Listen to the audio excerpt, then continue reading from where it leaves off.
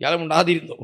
ഉള്ളിൽ ചോദ്യം എങ്ങനെയാ, നമ്മളെ കൂട്ടത്തിൽ ചില സുന്നിയൊക്കെണ്ടാവും, ചില വസ്വാസുള്ള ആളുകൾ. അതെ അതെ അതെ അതെ അതെ ചോദിച്ചാൽ ആൾക്കാർ നാട്ടിൽ നിന്ന് പുറത്താക്കും, പിന്നെ വാബിയായി ചാപ്പക്കുത്തും വിചാരിച്ചിട്ട് ഉണ്ടാക്കണുണ്ടാവും എന്നതുപോലെ അന്നൊരു മുനാഫിക്കുണ്ടായ പ്രശ്നമാണ്. തെറ്റായ ധാരണകൾ പറഞ്ഞു വരുത്തി വരും. അയാൾക്ക് എന്തോ പ്രശ്നമുണ്ട്, അപ്പോൾ കാണാൻ പറ്റാത്തത് കൊണ്ടാണ്, എന്തോ രോഗം ഉണ്ടായത് കൊണ്ടാണ്, അതുകൊണ്ടാണ് അയാൾ ഇങ്ങനെ ഒറ്റ മാറിക്കുളിക്കുന്നത് എന്നവർ പറഞ്ഞു വരുത്തി. അതെ ഇതെവിടുന്ന കിട്ടി പഴം? കാരണം ഈ സീസണിൽ ഉണ്ടാവുന്ന പഴമല്ല. അതൊരു കാരണം, സീസൺ അല്ല എന്നുള്ളതാണ് ഒരു കാരണം. ഈത്തപ്പഴം എപ്പോഴും കിട്ടൂലല്ലോ, അതിന്റെ സീസണിൽ കിട്ടുള്ളൂ ഒന്ന്. രണ്ടാമത്തത് ഈ മരത്തിന് തലയില്ല. അപ്പോൾ നമ്മൾ മങ്കുസ് മൗലിദിനെ കുറിച്ചാണ് കഴിഞ്ഞ എപ്പിസോഡിൽ നമ്മൾ പറഞ്ഞിട്ടുണ്ടായിരുന്നത്. മങ്കുസ് മൗലിദ് അതുപോലെ തന്നെ പലതരത്തിലുള്ള മൗലിദുകൾ നമ്മൾ പാരായണം ചെയ്യാറുണ്ട്. അപ്പോൾ എന്തൊക്കെയാണ് ആ മൗലിദുകൾക്കകത്ത് പറയുന്ന പ്രതിപാദ്യ വിഷയങ്ങൾ എന്നത് സംബന്ധിച്ച് അതുമായി ബന്ധപ്പെട്ട് ചേർന്ന് കിടക്കുന്ന മറ്റു വിഷയങ്ങളുമൊക്കെയാണ് നമ്മൾ ഈ ഒരു എപ്പിസോഡിൽ ചർച്ച ചെയ്യുന്നത്. നമുക്ക് നേരെ വിഷയത്തിലേക്ക് കിടക്കാം. സതെ, നമ്മൾ എന്താണ് ഈ വിഷയത്തിൽ ഇന്നത്തെ 7ാം ദിവസം നമ്മൾ എന്താ ചർച്ച ചെയ്യുന്നത്? മാല മൗലിദുകൾ. ഇപ്പോൾ നമ്മൾ ഇത്രയും നേരം ചർച്ച ചെയ്ത മൗലിദുകളെ കുറിച്ചൊക്കെയാണ്. അപ്പോൾ നമ്മൾ സാധാരണഗതിയിൽ സുന്നി പരിസരങ്ങളിൽ ഓതപ്പെടുന്ന മൗലിദുകൾ, ആ മൗലിദുകളിൽ ഒരുപാട് ചരിത്ര സംഭവങ്ങൾ ഉദ്ധരിക്കുന്നുണ്ട്, ഒരുപാട് അത്ഭുത സംഭവങ്ങൾ ഉദ്ധരിക്കുന്നുണ്ട്. മാലപ്പാട്ടുകൾ, മുഹിദ്ദീൻ മാല പോലെയുള്ള, നഫീസത്ത് മാല പോലെയുള്ള പഴയകാലത്തെ നമ്മുടെ സമൂഹത്തിൽ വളരെ വ്യാപകമായി ചൊല്ലിക്കൊണ്ടിരുന്ന ഈ മാലകൾ, മൗലിദുകൾ, ഇതിലൊക്കെ ഒരുപാട് അസാധാരണ സംഭവങ്ങൾ, അതായത് സാധാരണ രീതിയിൽ നമുക്ക് ആലോചിച്ചാൽ ഒരർത്ഥത്തിൽ എന്ത് ചെയ്യാൻ പറ്റാത്ത, അങ്ങനെ സംഭവിക്കുമോ എന്നൊക്കെ ചിലർ ചിന്തിച്ചു പോകുന്ന വിധത്തിലുള്ള അത്ഭുതകരമായ മഹാന്മാരുടെ കറാമാത്തുകൾ, അതുപോലുള്ള സംഭവങ്ങളുണ്ട്. അപ്പോൾ ഈ സംഭവങ്ങളെ പലരും വിമർശിക്കാറുണ്ട്. പലതരത്തിൽ ഇത് ഇങ്ങനൊന്നും സംഭവിക്കൂല, അങ്ങനെയൊക്കെ സംഭവിച്ചാൽ അത് അള്ളാഹുവിൻ്റെ കഴിവിനേക്കാളൊക്കെ മേലെ പോവില്ലേ, അള്ളാഹുവിനവിടെ ശക്തി കുറഞ്ഞു പോവില്ല, അങ്ങനെയൊക്കെ ചില ആളുകൾ വിമർശിക്കാറുണ്ട്. അപ്പോൾ നമ്മൾ ഈ വിഷയത്തിൽ ഇന്നത്തെ ഈ എപ്പിസോഡിൽ നമ്മൾ ചർച്ച ചെയ്യുന്നത് ഇത്തരം മാല മൗലിദുകൾ നമ്മൾ പറയുന്ന സംഭവങ്ങൾ, അതിൻ്റെ സാധുതകൾ, അതിന് എത്രത്തോളം പോസിബിലിറ്റി, ഇങ്ങനൊന്ന് സംഭവിക്കാമോ എന്നതിനെ കുറിച്ചാണ് ഇന്ന് നമ്മൾ ചർച്ച ചെയ്യുന്നത്. അപ്പോൾ ആ വിഷയം അതെ, അതൊരു വിമർശിക്കപ്പെടുന്ന ഒരു ഭാഗമാണ്. അങ്ങനെ ഇങ്ങനെയൊക്കെ സംഭവിച്ചിട്ടില്ല എന്നാണ് അവർ പറയാ. ഇത് സംഭവിച്ചിട്ടില്ല എന്നതിന് അവരുടെ തെളിവെന്താണ്? അങ്ങനെ സംഭവിക്കാൻ പാടില്ല എന്നുള്ളതാണ്. അസംഭവ്യമായ ഒരു സാധനം സംഭവിക്കൂലല്ലോ. സംഭവ്യമായ ഒരു സാധനം സംഭവിച്ചോ ഇല്ല എന്നല്ലേ ചർച്ച ചെയ്യേണ്ടുള്ളൂ. ഇതൊരു അസംഭവ്യമായ കാര്യമാണ്, അതുകൊണ്ട് ഇത് സംഭവിക്കാൻ പാടില്ല എന്നതാണ് അവരുടെ പിന്നെ വാദം, അല്ലെങ്കിൽ അവർ പറഞ്ഞുകൊണ്ടിരിക്കുന്നത്. യഥാർത്ഥത്തിൽ അത് കഴിഞ്ഞ ചില എപ്പിസോഡുകൾ നമ്മൾ പറഞ്ഞു, ചില സംഭവങ്ങൾ പലതും സംഭവിച്ചത്. അള്ളാഹുവിൻ്റെ കഴിവ് അള്ളാഹു തആല ആർക്കും കൊടുക്കാം. ബുഖാരിയിൽ കാണാം, മൂസാ നബി അലൈഹി സ്വലാത്തു വസ്സലാമിനെ കുളിക്കാൻ പോയൊരു സംഭവം പറയുന്നുണ്ട്. മൂസാ നബിൻ്റെ കാലത്ത് കുളിക്കാൻ ഇറങ്ങുമ്പോൾ എല്ലാവരും കൂട്ടമായിട്ട് നഗ്നരായിട്ടൊന്നും അവർ നദികളിൽ നിന്ന് കുളിച്ചിരുന്നത്. എല്ലാവരും ഇറങ്ങി കുളിക്കും, കൂട്ടായിട്ടാണ് നഗ്നരായിട്ട് കുളിക്കാം. ഇപ്പം മൂസാ നബി അള്ളാഹുവിൻ്റെ പ്രവാചകരല്ലേ, അദ്ദേഹം വളരെ ലജ്ജയുള്ളവരും ഹയായുള്ളവരൊക്കെ ആയതുകൊണ്ട് അദ്ദേഹം ഒറ്റയ്ക്ക് വേറെ സ്ഥലത്ത് പറ്റി കുളിക്കും, കൂട്ടായിട്ട് നഗ്നര് കുളിക്കൂല. പിന്നെ നഗ്നനായിരുന്നു അല്ലേ എന്നുള്ള അഭിപ്രായ വ്യത്യാസങ്ങളൊക്കെ പണ്ഡിതന്മാരുണ്ട്. ഏതായാലും മൂപ്പര് ഉയര കൂട്ടത്തിൽ ആവറത്ത് വെളിവാണ കുളത്തിന് മൂപ്പര് കുളിക്കൂല, ആവർ കാണാമായി. അപ്പോൾ ജനങ്ങളുടെ ഒരു തെറ്റായ ധാരണകൾ പറഞ്ഞു വരുത്തി വരും. അയാൾക്ക് എന്തോ പ്രശ്നമുണ്ട്, അപ്പോൾ കാണാൻ പറ്റാത്തത് കൊണ്ടാണ്, എന്തോ രോഗം ഉണ്ടായത് കൊണ്ടാണ്, അതുകൊണ്ടാണ് അയാളിങ്ങനെ ഒറ്റ മാറിക്കുളിക്കുന്നത് എന്നവർ പറഞ്ഞു വരുത്തി. അപ്പോൾ അള്ളാഹു തആല ഇത് പിന്നെ മൂസാ നബി അലൈഹി സ്വലാത്തു വസ്സലാമിന് ഇങ്ങനെ ഇല്ല എന്ന് വെളിപ്പെടുത്താൻ അള്ളാഹു തആല അവിടെ ഉണ്ടാക്കിയ ഒരു അദ്ദേഹത്തിന് നൽകിയ മുഅ്ജിസത്ത്. ഒരിക്കൽ കുളിക്കാൻ വേണ്ടി ഒരു വസ്ത്രമൊക്കെ ഒരു പാറക്കല്ലിൽ വെച്ചു. എന്നിട്ട് മൂപ്പര് കുളിക്കാൻ ഇറങ്ങി.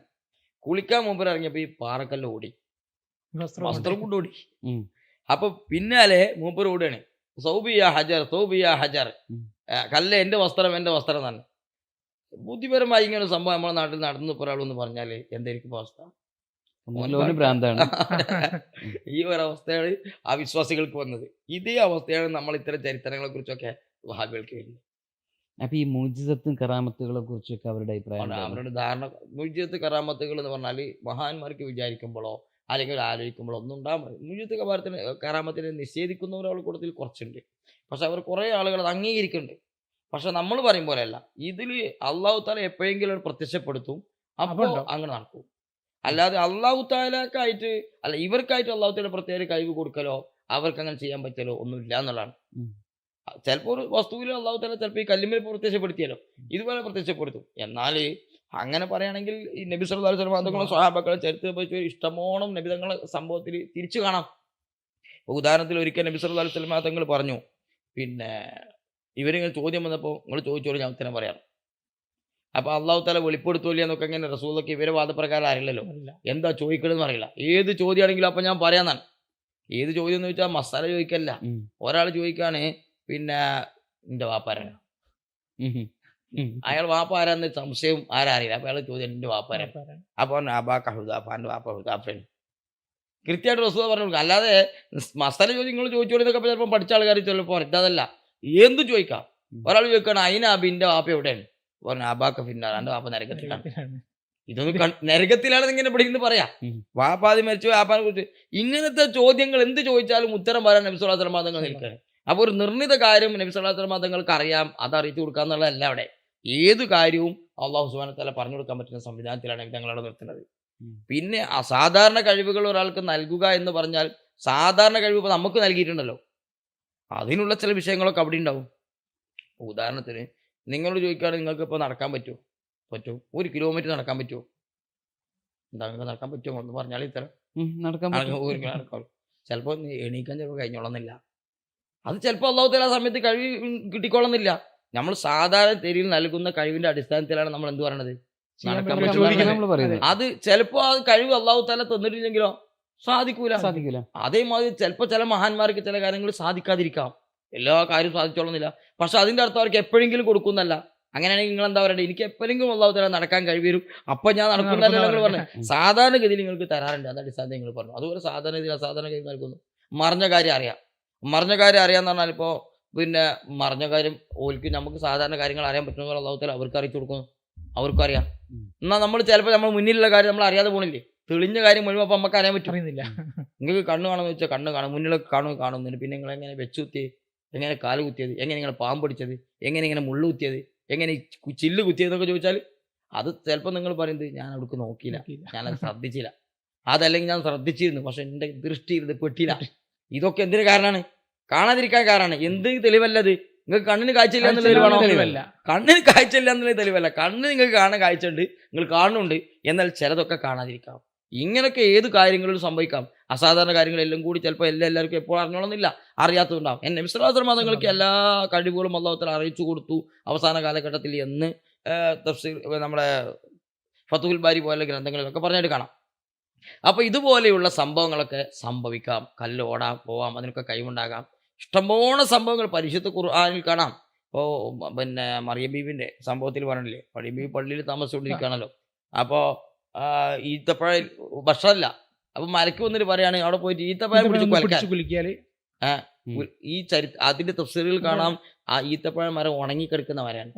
സക്കരിയ നബി ചോദിക്കുന്നുണ്ടല്ലോ, യാ മറിയം അന്നാലിക്ക് ഹാദാ, ഇതെവിടുന്നാ കിട്ടി പഴം? കാരണം ഈ സീസണിൽ ഉണ്ടാവുന്ന പഴമല്ല, സീസൺ അല്ല എന്നുള്ളതാണ് ഒരു കാരണം. ഈത്തപ്പഴം എപ്പോഴും കിട്ടൂലല്ലോ, അതിന്റെ സീസണിൽ കിട്ടുള്ളൂ. ഒന്ന് രണ്ടാമത്തത് ഈ മരത്തിന് തലയില്ല, ഇത് കായ്ക്കുന്ന പറഞ്ഞതാണ്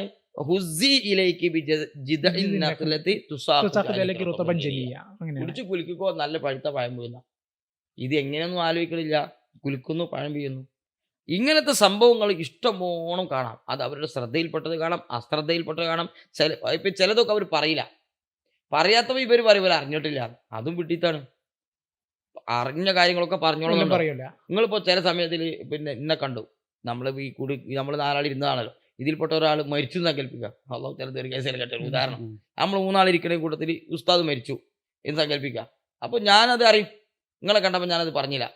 അപ്പോൾ അറിയാതെ കഴിഞ്ഞാൽ നിങ്ങൾ ചിലപ്പോൾ എന്ത് വിചാരിക്കും, പിന്നെ ഇത് ഇയാൾ മരിച്ചു എന്നുള്ള ഇവർ അറിഞ്ഞാൽ ഉസ്താദ് ഇന്നെ കണ്ടല്ലോ, എന്നിട്ട് വഹാബ് ഉസ്താദിനോട് പറഞ്ഞിട്ടില്ലല്ലോ, അറിഞ്ഞിട്ടില്ല നിങ്ങൾ ഉറപ്പിക്കാൻ പറ്റിയെങ്കിൽ ചിലപ്പോൾ ഞാൻ അറിഞ്ഞിട്ട് പറയാതെ ആകാലോ.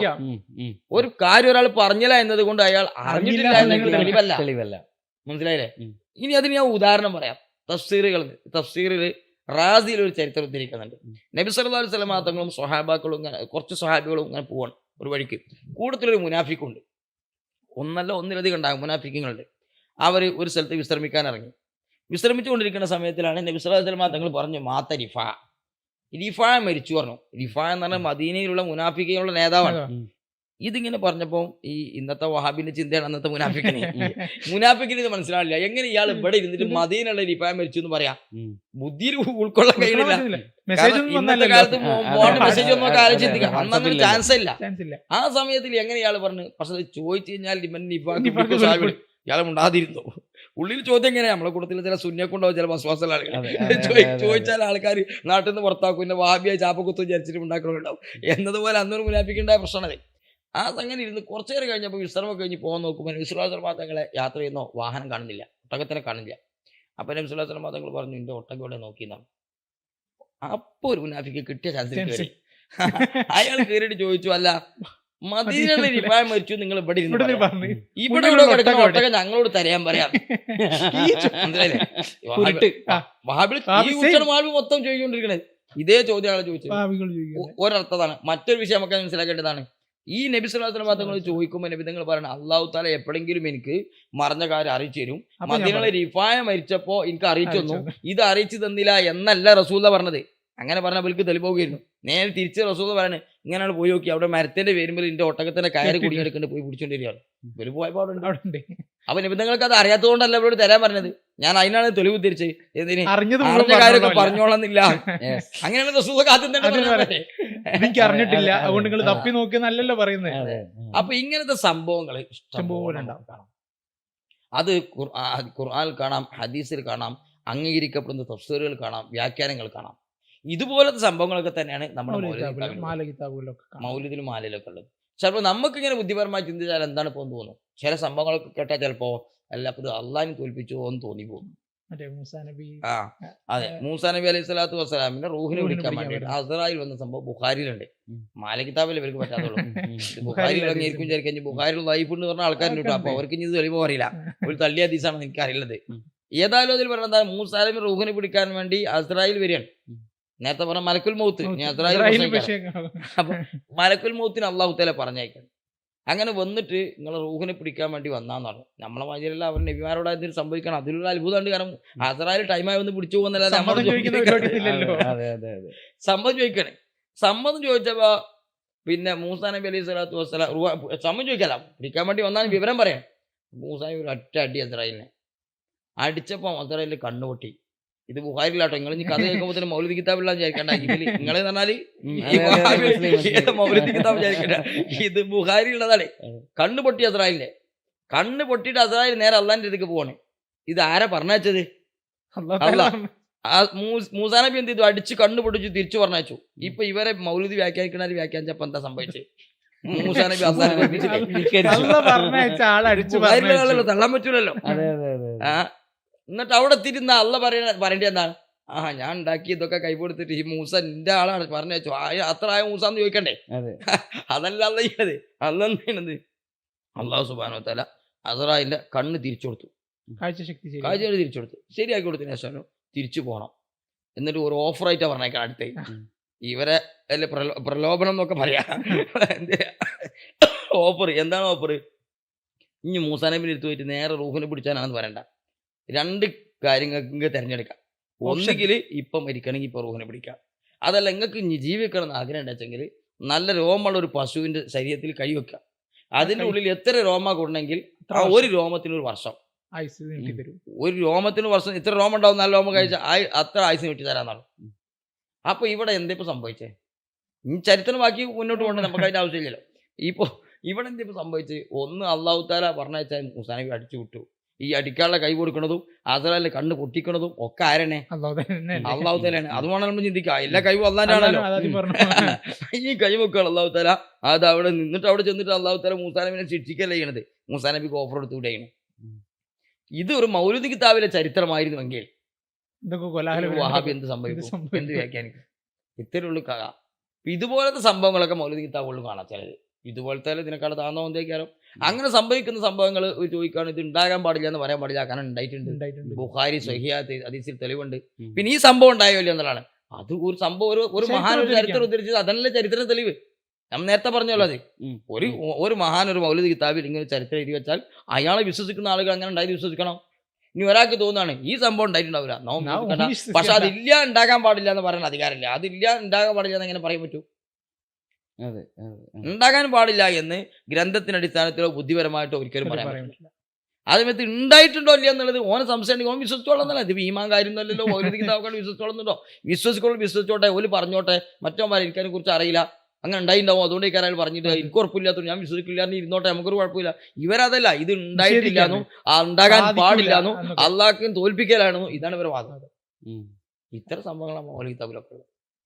ഏത് സംഭവങ്ങൾ എടുത്താൽ ഇത് ഈ രൂപത്തിൽ തന്നെ ആയിരിക്കും നമുക്ക് വ്യാഖ്യാനിക്കാനും പറ്റുന്നത്.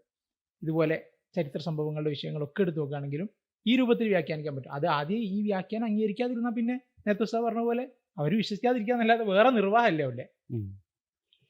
അന്ത്യപ്രവാചകർ അസാധാരണ ദൂതർ എന്ന വിഷയമാണ് നമ്മൾ അടുത്തായിട്ട് ചർച്ച ചെയ്യുന്നത്.